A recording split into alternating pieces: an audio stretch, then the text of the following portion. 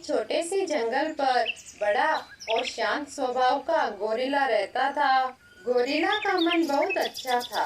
इस वजह से वह साधारण जानवरों के साथ घुल मिलकर रहता था।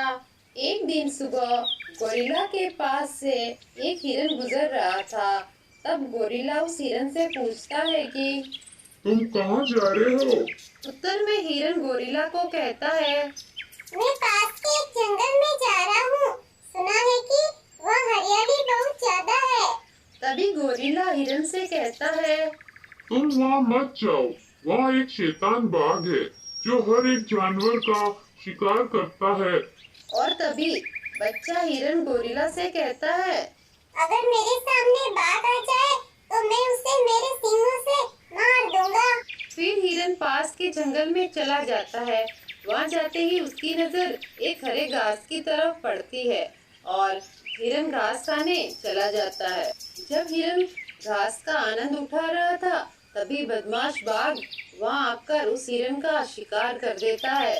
बाघ हिरन को खाकर कहता है, ये हिरन जिस जंगल से आया है, शायद उस जंगल के और भी जानवर स्वादिष्ट होंगे।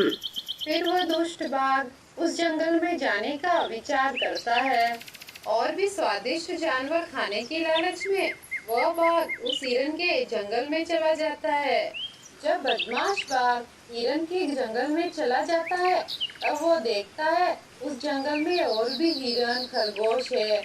और तभी उसकी नजर अचानक से गोरिल्ला के ऊपर पड़ती है और वह बदमाश बाघ गोरिल्ला को देखकर डर जाता है।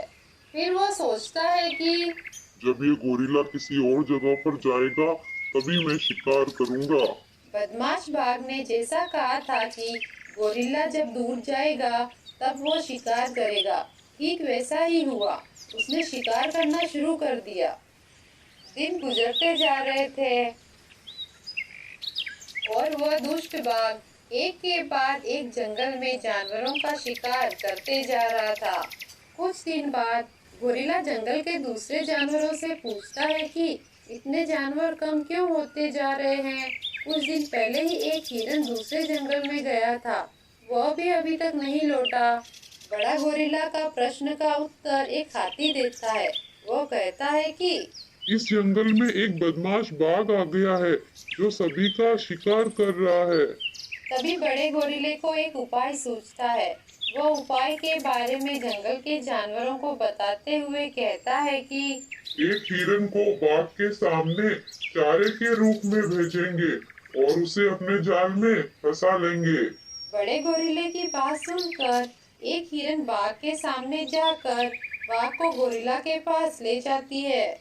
और फिर जब बदमाश बाघ हिरन का शिकार करने ही वाला होता है, तभी गोरिल्ला बाघ के ऊपर बैठ जाता है और कहता है, आज मैं इस दुष्ट बाघ को खाऊंगा।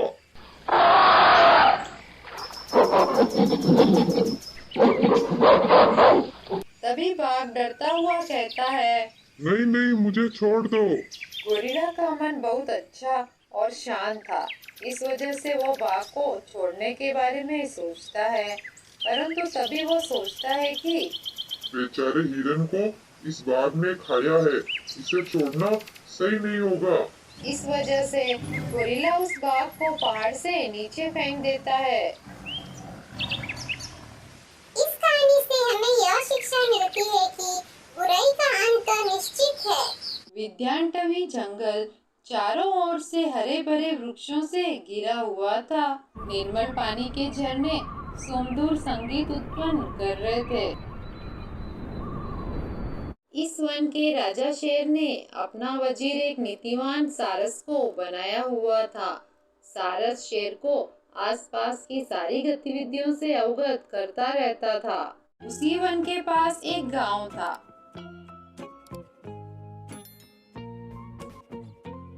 गांव में एक ब्राह्मण परिवार गरीबी में कठिनाई से जीवन व्यतीत कर रहा था। ब्राह्मण की पत्नी उसे रोज रोज ताने मारा करती थी। आपके इस धर्म के रास्ते पर चलकर क्या मिल गया हमें? 2 वक्त का खाना तो समय पर मिल नहीं पाता है।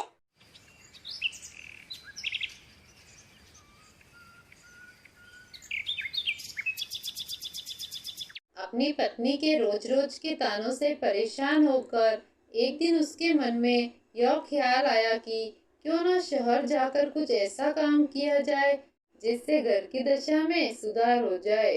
ऐसा निश्चय कर वह घर से निकल गया। ब्राह्मण उसी वन के पास पहुंचा जहां वह शेर रहता था। उसी वन को पार करने के बाद शहर में पहुंचा जा सकता था।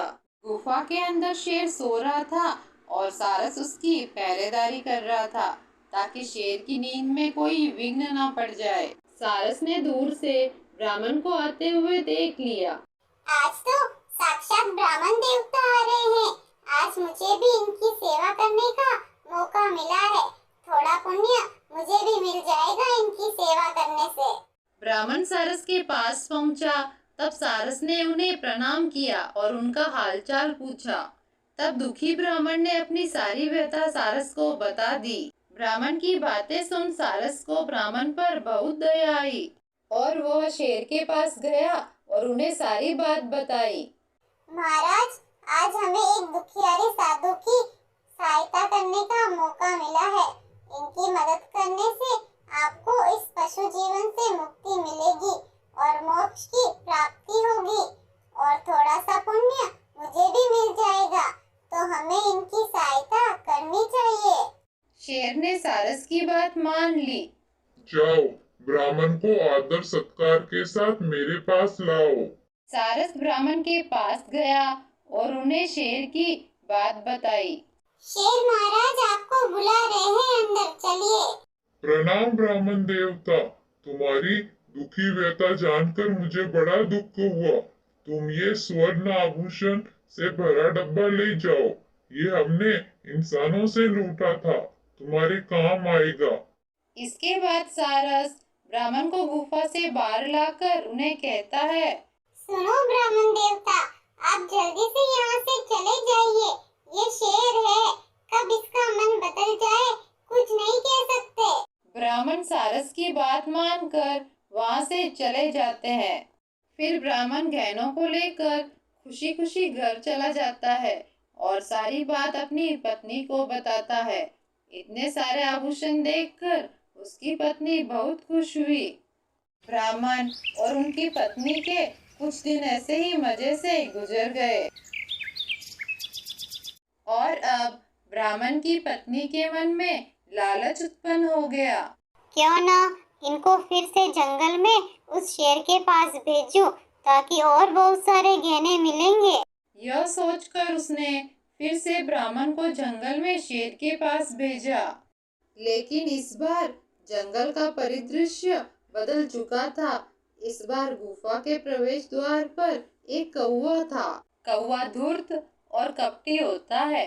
कौवे ने जैसे ही ब्राह्मण को देखा, उसके मन में ख्याल आया, अरे ये ब्राह्मण तो इसी तरफ आ रहा है। जल्दी से ब्राह्मण के आने की सूचना शेर महाराज को देता हूँ। वह गुस्से में आकर इसका शिकार करेंगे और थोड़ा सा टुकड़ा मुझे भी खाने को मिल जाएगा। मेरा पेट भी भर जाएगा। कौवा शेर के पास गया और काऊ काऊ करने लगा। कौवे की आवाज से शेर की नींद खुल गई और वो गुस्से से उठा। उठते ही उसने ब्राह्मण को देखा। ब्राह्मण को देखते ही वह समझ गया कि कौवा क्यों चिल्ला रहा था। शेर ने ब्राह्मण को पहचान लिया। शेर ने उनसे कहा, यह तो वही ब्राह्मण है जिसको मैंने कभी सोने के आभूषण दिए थे। महाराज, अब आप यहाँ से लौट जाइए, क्योंकि सारस मर चुका है और कौवा वजीर बन गया है। अब कुछ भी हो सकता है, क्योंकि मैं आपको मारकर सारस के द्वारा जो पुण्य मैंने कमाया था उसे नष्ट नहीं करना चाहता हूँ। शेर की बात सुनकर ब्राह्मण जल्दी से वहां से चला जाता है।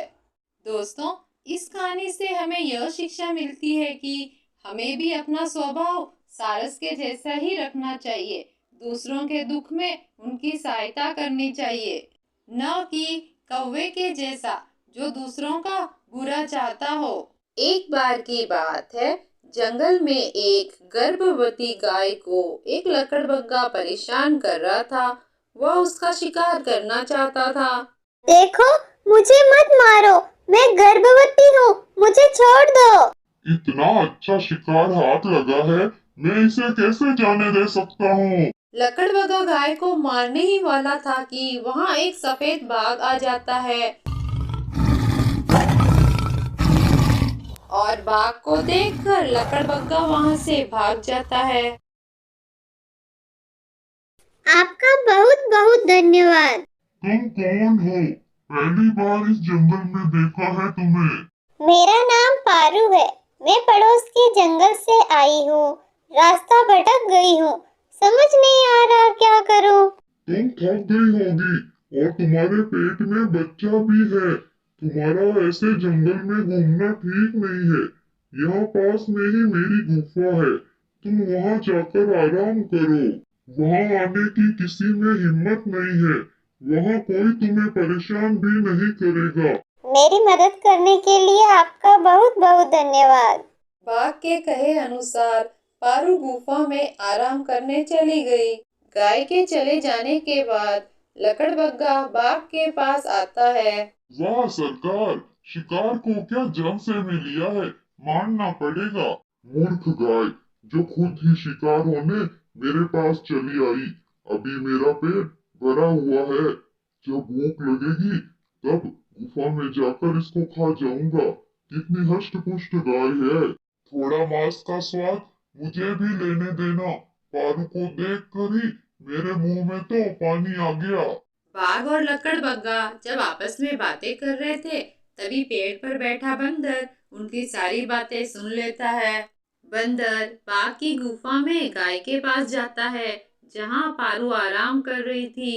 बंदर सारी बात पारू को बता देता है। बंदर की बात सुन पारू घबरा जाती है। क्या कह रहे हो बंदर भैया? अब मैं क्या करूं? कहाँ जाऊं? अपने बच्चे की मैं कैसे रक्षा करूं? बहन, तुम जल्दी से इस गुफा से दूर चली जाओ। बाघ कभी भी यहाँ आ सकता है। बंदर की बात सुनकर पारू गाय गुफा से जाने लग जाती है। पारू जंगल में भटकती हुई झाड़ियों के पीछे ही अपने बच्चे को जन्म देती है। मैं कैसी बदकिस्मत माँ हूँ जो अपने बच्चे को एक नजर प्यार से देख भी नहीं सकती। बेटा, तुम यहीं रहना। तुम्हारी जान बचाने के लिए मुझे सफेद बाघ के पास जाना ही होगा, ताकि तुम सुरक्षित रहो। इतना कहकर गाय जाने लगती है। पारू काफी कमजोर हो चुकी थी। वह तो अब बस अपने बच्चे को ही बचाना चाहती थी। पारू जानती थी कि उसका बचना मुश्किल है। सफेद बाघ उसे ढूंढता हुआ किसी भी समय वहां आ सकता था। पारू जंगल में जा ही रही थी, तभी वहां सफेद बाघ आ जाता है।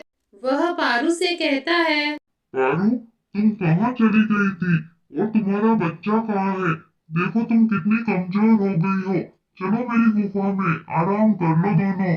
तुम्हारे साथ चलूं ताकि तुम मुझे और मेरे बच्चे को मार कर खा सको? तुमने विश्वासघात किया है मेरे साथ। ओहो, तो तुम्हें सच्चाई का पता चल चुका है। चलो कोई बात नहीं, तुम्हारे बच्चे को तो मैं ढूंढ ही लूंगा इस जंगल में। पहले तुम्हें ही खत्म कर देता हूँ।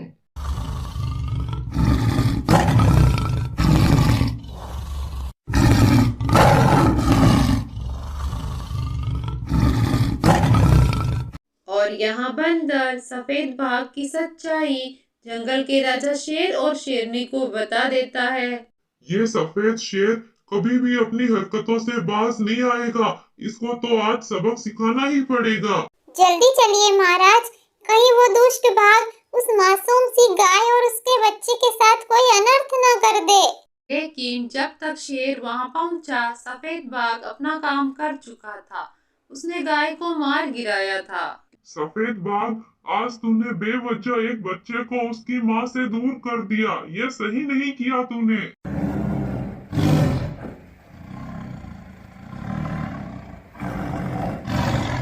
और फिर जंगल के राजा शेर ने सफेद बाघ पर हमला बोल दिया। दोनों के बीच भयंकर लड़ाई हुई और लड़ाई के दौरान सफेद बाघ मारा गया। और फिर शेर और शेरनी ने गाय के बच्चे को भी खोज निकाला। जहाँ पारू ने झाड़ियों में उसे छुपा रखा था। और शेरनी शेर से कहती है, आज से ये एक शेरनी का बच्चा है, इसकी देखभाल मैं करूंगी। गांव से दूर एक बहुत बड़ा जंगल है जहाँ बहुत सारे जानवर और पक्षी रहते हैं। उसी जंगल में एक बहुत बलवान शेर रहता था। शेर ज्यादातर अपनी गुफा में ही रहता था। शेर को जब भी भूख लगती तभी वो शिकार करने जाता और खा पी के अपनी गुफा में लौट आता था। एक दिन शेर की गुफा में एक चूहा आ टपका और वो चूहा गुफा में ही बिल बनाकर रहने लगा। एक दिन जब शेर अपनी गुफा में आराम कर रहा होता है तभी चूहा अपने बिल से बाहर निकलता है। वाह, शेर के बाल तो बड़े अच्छे लग रहे हैं, आज इन्हें ही कुतर कर खा जाता हूँ। जब शेर सो रहा होता है तभी चूहा बिना आवाज किए चुपचाप शेर के बाल कुतरने लग जाता है और जैसे ही शेर जागने वाला होता है तभी चूहा वापस अपने बिल में भाग जाता है। कुतरे हुए बाल देखकर शेर आग बबूला हो जाता है। ये मेरे बाल किसने कुतरे? कौन घुस आया गुफा में? मैं उसे छोड़ूंगा नहीं। दूसरे दिन शेर ने सोने का नाटक किया और जैसे ही चूहे ने देखा शेर सो गया। शेर के बालों का क्या स्वाद है, शेर तो सो रहा है, तब तक फटाफट बाल कुतर देता हूँ। अब तो रहा नहीं जाता, मुंह में से लार टपकने लग गई है। चूहा जैसे ही शेर के बाल कुतरने आता है वैसे ही शेर आंखें खोलता है और चूहे को पकड़ने लगता है, पर चूहा फटाफट अपने बिल में भाग जाता है और शेर गुस्से से दहाड़ मारकर रह जाता है। इतना बलवान होने के बावजूद वह चूहे जैसे छोटे से जीव पर काबू नहीं पा सकता था। इतना छोटा सा है, फिर भी मेरी नाक में दम कर रखा है। एक बार मेरे हाथ तो लगे, फिर बताता हूँ इसे। शेर रोज यही कहकर आराम करने लगता और चूहा शेर के बाल कुतर देता और शेर जैसे ही उसे पकड़ने उस पर झपटता चूहा अपने बिल में भाग जाता और शेर के हाथ कुछ नहीं लगता। रोज रोज के इस तमाशे से शेर परेशान हो गया। इस चूहे का तो कुछ करना पड़ेगा। तभी शेर को एक आइडिया आता है। क्यों ना चूहे की सबसे बड़ी दुश्मन बिल्ली को ले आऊं, फिर तो चूहे की फट जाएगी। शेर जंगल से एक बिल्ली को ले आया। अब जब भी शेर आराम करता बिल्ली उसकी रखवाली करती। इसके बदले शेर उसे ताजा ताजा मांस लाकर देता। ताजा ताजा मांस खाकर बिल्ली काफी बलवान हो गई और वहाँ चूहा कमजोर होता जा रहा था। बिल्ली के डर से वो बिल से बाहर नहीं आ पा रहा था। ये मेरी बेरी दुश्मन बिल्ली कब जाएगी यहाँ से? कितने दिन हो गए मुझे कुछ खाए हुए। एक दिन जब शेर आराम कर रहा था और बिल्ली मांस खाने में लगी थी तभी हाँ, यही सही टाइम है, चलो शेर के बाल कुतर देता हूँ जल्दी जल्दी। पर बिल्ली तो चतुर चालाक। चूहा जैसे ही शेर के बाल कुतरने लगा बिल्ली ने उसे झपट लिया और उसे मारकर खा गई। बिल्ली बड़ी प्रसन्न थी कि उसने अपने स्वामी की चिंता का सदा के लिए अंत कर दिया। उसे विश्वास था कि प्रसन्न होकर सिंह अवश्य उसे और स्वादिष्ट मांस लाकर देगा। सिंह के जागने पर बिल्ली ने उसे चूहे को मार डालने की बात बता दी। सिंह की परेशानी का कारण समाप्त हो चुका था। वह बड़ा प्रसन्न हुआ, किंतु अब बिल्ली उसके किसी प्रयोजन की नहीं रही थी। उसने उसे भोजन देना बंद कर दिया। बिना भोजन के बिल्ली कमजोर होने लगी। उसे समझ में आ गया कि चूहे को मारकर उसने अपनी उपयोगिता समाप्त कर दी है, इसलिए सिंह उसकी उपेक्षा करने लगा है। अंततः वह गुफा छोड़कर चली गई। इस कहानी से हमें यह शिक्षा मिलती है कि प्रयोजन सिद्ध हो जाने के उपरांत पूछ परख समाप्त हो जाती है, इसलिए अपनी उपयोगिता बनाए रखे। जंगल में एक शेर रहता था। शेर जंगल का महाराज था। वह बहुत ही गुस्सैल किस्म का था। उसे बहुत जल्दी ही गुस्सा आ जाता था।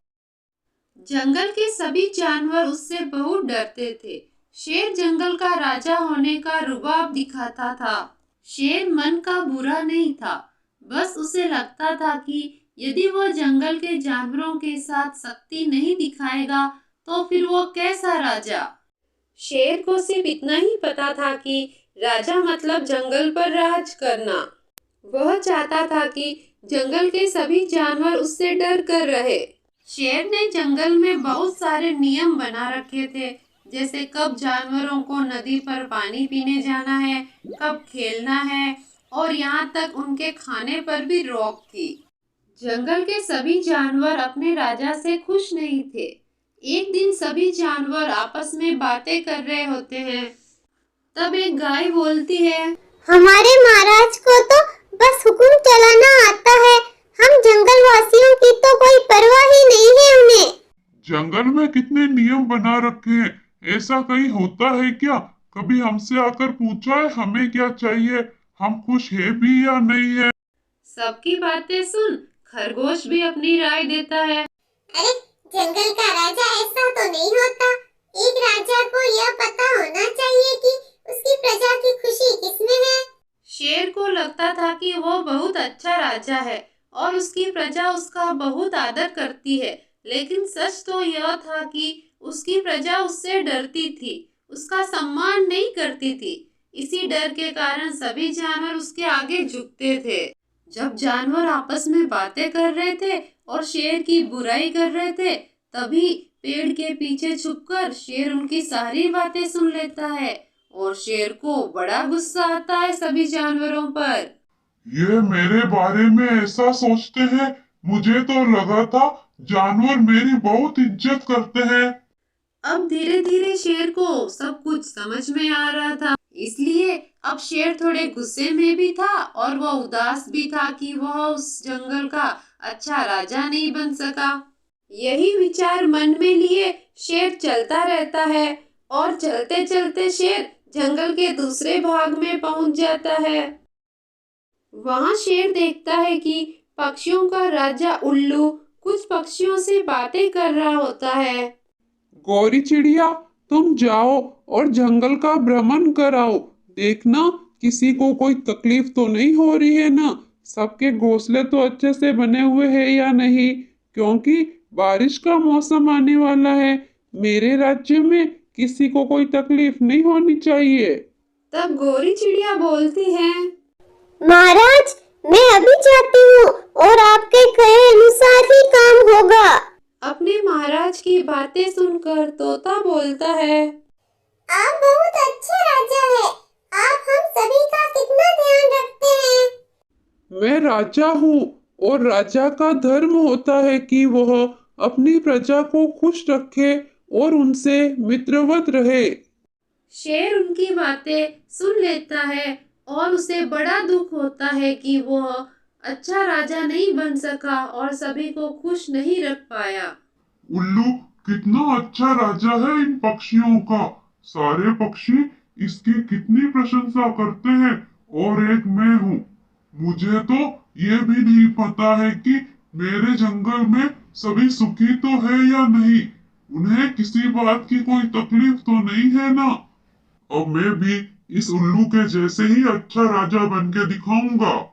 फिर शेर मन ही मन में यह ठान लेता है कि अब से वह अच्छा राजा बन के दिखाएगा। फिर शेर वापस अपने जंगल में लौट आता है और फिर शेर सभी जानवरों से मित्रवत व्यवहार करने की कोशिश करता है। वह सभी से उनके दुख तकलीफें पूछता है और उन्हें दूर भी करता है। जानवर ये देखकर हैरान हो जाते हैं और कुछ समय ऐसे ही गुजरता जाता है।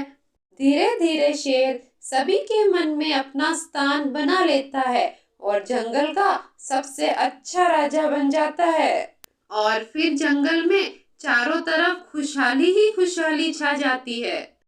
तो बच्चों, इस कहानी से हमें यह शिक्षा मिलती है कि मुखिया को अपना कर्तव्य हमेशा पूरी ईमानदारी और निष्ठा से निभाना चाहिए।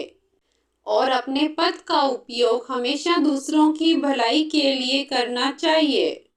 जंगल में एक बाघ रहता था। वह बहुत ही खतरनाक और बलवान था। जंगल के सभी जानवर उससे बहुत डरते थे। वह सभी जानवरों को बहुत परेशान करता था। एक दिन एक हाथी दोस्तों की तलाश करते हुए उस जंगल में आया। उसने एक पेड़ पर एक बंदर को देखा। हाथी ने बंदर से पूछा, मैं इस जंगल में नया हूँ। इस जंगल में मेरा कोई दोस्त भी नहीं है। क्या आप मुझसे दोस्ती करोगे?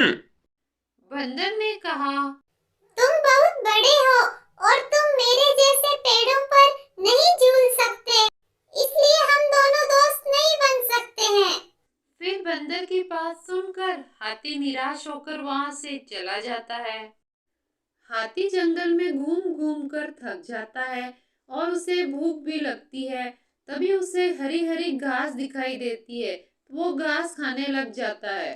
तभी वहां एक खरगोश भी घास खाने आता है।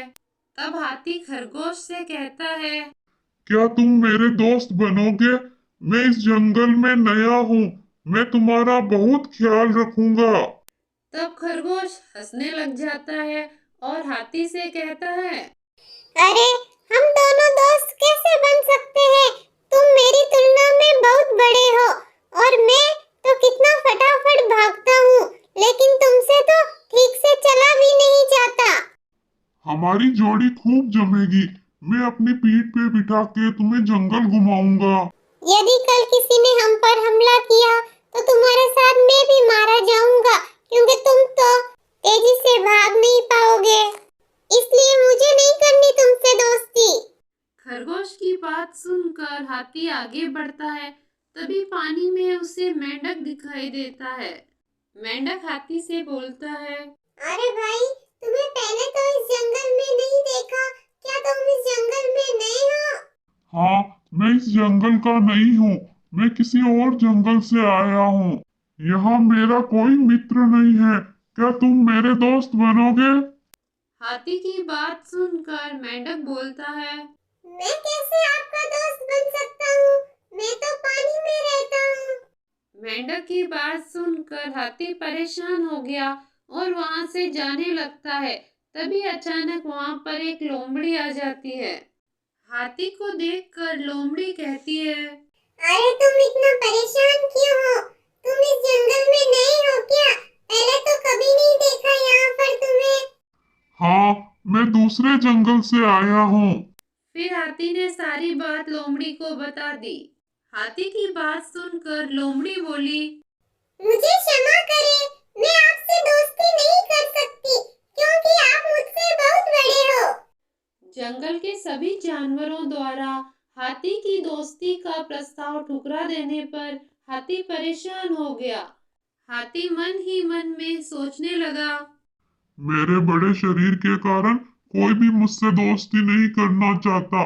मैं ये जंगल छोड़ के चला जाऊंगा कल ही। अगले दिन हाथी ने जंगल के सभी जानवरों को अपने जीवन बचाने के लिए दौड़ते देखा। तब हाथी ने उनसे पूछा कि क्या मामला है, पर सभी जानवर भागने में लगे हुए थे। किसी ने हाथी की बात नहीं सुनी। तब एक भालू ने जवाब दिया, जंगल में एक बहुत ही खतरनाक और बलवान बाघ रहता है। वो सभी जानवरों को खाने की कोशिश कर रहा है, इसलिए सभी जानवर भाग रहे हैं। फिर हाथी मन में सोचता है, मुझे इन जानवरों की जान बचाने के लिए कुछ करना चाहिए। मुझे बाघ से बात करनी चाहिए। क्या पता वो मेरी बात सुन ले।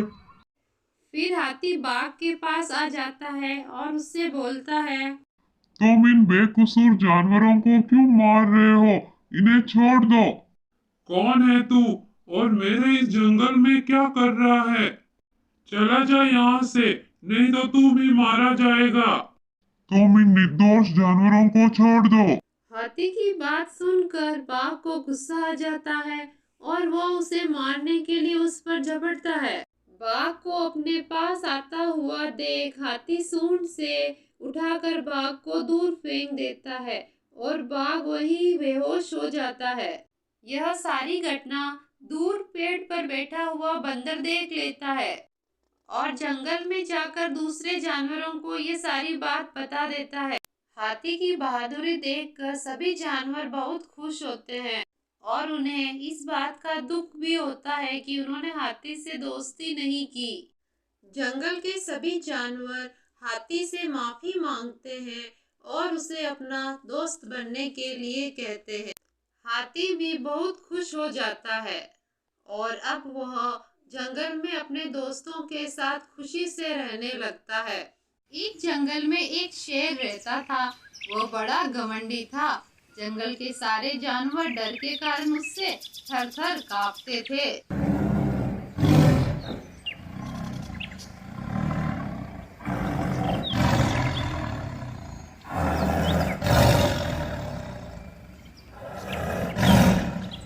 एक दिन शेर जंगल की सैर पर निकला। रास्ते में उसे एक खरगोश मिला।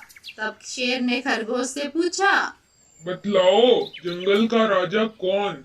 खरगोश डर से कांपते हुए बोला, महाराज आप। खरगोश के मुंह से अपनी तारीफ सुनकर शेर बहुत खुश हुआ और हंसते हुए आगे बढ़ा। रास्ते में शेर को हिरन मिला। शेर ने हिरन से भी वही सवाल किया, बताओ जंगल का राजा कौन? हिरन ने डरते हुए जवाब दिया, महाराज आपके अलावा और कौन हो सकता है जंगल का राजा? शेर हिरन की बात से बहुत खुश हुआ और फिर आगे बढ़ गया। रास्ते में शेर को भालू मिला जो नदी किनारे पानी पीने आया था। शेर ने फिर वही सवाल किया और शेर को फिर वही जवाब मिला। शेर बहुत खुश था और अपना रुबाब दिखाता हुआ आगे बढ़ा। रास्ते में जो भी जानवर मिलता उससे यही सवाल करता और अपना मनचाहा जवाब सुनकर खुश होता। उसी रास्ते से एक हाथी आ रहा था। तभी रास्ते में शेर को हाथी मिल गया। शेर ने हाथी से भी वही प्रश्न पूछा, बताओ जंगल का राजा कौन? हाथी पहले से ही किसी बात पर गुस्से में था। शेर की बेतुकी बात सुनकर उसे और अधिक गुस्सा आ गया और हाथी ने अपनी सूंड में शेर को फंसाया और ऊपर उछालकर पटक दिया। अब हाथी ने शेर से पूछा, क्यों शेर, अब बताऊं क्या जंगल का राजा कौन है? हाथी से पिटाई खाकर शेर को बहुत दर्द हो रहा था। शेर बोला, नहीं हाथी भाई, मुझे अपनी ताकत का बहुत घमंड था। अब मैं समझ गया हूँ कि हर जगह पर अपनी हेकड़ी नहीं दिखानी चाहिए। शेर और हाथी की इस कहानी से हमें यह शिक्षा मिलती है कि अपनी ताकत का घमंड कभी नहीं करना चाहिए। एक बहुत ही सुंदर और घना जंगल था जहाँ सभी तरह के पशु पक्षी आपस में मिलजुल कर रहा करते थे। गर्मी का मौसम आया।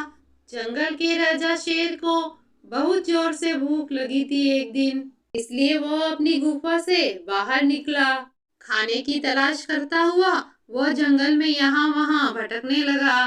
कुछ देर ऐसे ही खोजने के बाद उसे जंगल में एक खरगोश मिला, लेकिन उस खरगोश को खाने के बदले उसने यह कहकर छोड़ दिया कि अरे ये छोटे से खरगोश से मेरा क्या होगा?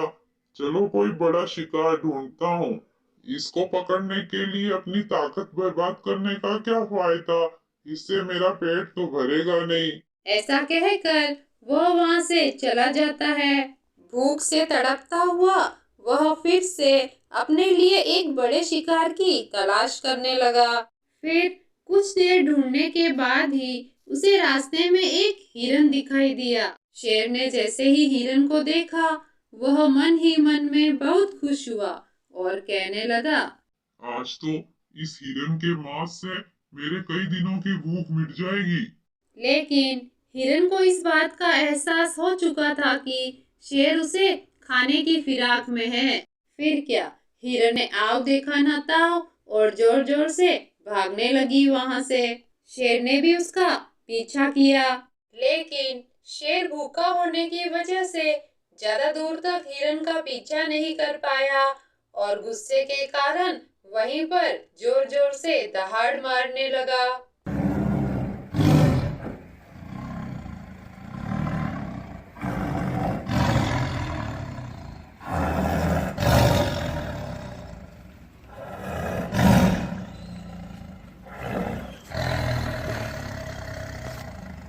अपने शिकार को हाथ से निकलता देख वह गुस्से से तिलमिला उठा और कहने लगा, सोचा था आज तो पेट भर के खाऊंगा, लेकिन हाथ में आया हुआ शिकार भी निकल गया। शेर कुछ देर सोचने के बाद उसे फिर से खरगोश का ख्याल आता है। बिना समय गवाए वह तुरंत उस जगह पर पहुंचा जहां पर उसे खरगोश मिला था, लेकिन अब वहां पर कोई भी खरगोश नहीं था क्योंकि वो वहां से जा चुका था। अब शेर काफी दुखी हुआ और उसे बहुत दिनों तक भूखा ही रहना पड़ा। इस कहानी से हमें यह सीख मिलती है कि अत्यधिक लोभ करना कभी भी फलदायक नहीं होता। कहानी को लाइक, शेयर और सब्सक्राइब जरूर करें।